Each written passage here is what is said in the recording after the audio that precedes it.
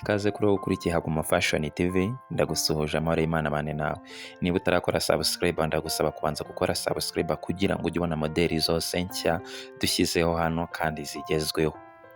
Nk'ibisanzwe rero twitwa Haguma Fashion Limited. Akazi kacu nako kukudodera neza modeli yose ushaka kandi ku giciro cyiza.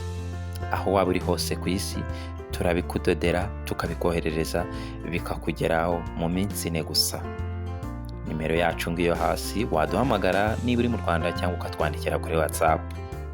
Ako niko kazi kacu. Kuri uyu munsi rero twabageneye amamodeli meza y'amakanzu maremare, amakanzu y'ibirori, amakanzu meza cyane. Ikanzu imwe muri izi wasohokana aho unyuze hose ukahanyurana n'umucyo, ari y'igitenge ndetse ari n'iya tisi. Waba uri umukobwa, waba uri umumama, uribonamo.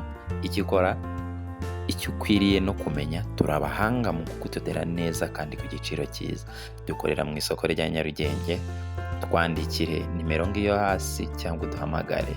Amahoro y'Imana abane nawe. Niba utarakora subscribe ndagusaba gukora subscribe kugira ngo modeli zose nshya zigezweho mu gihe nk'iki ujye uzibonera ku gihe.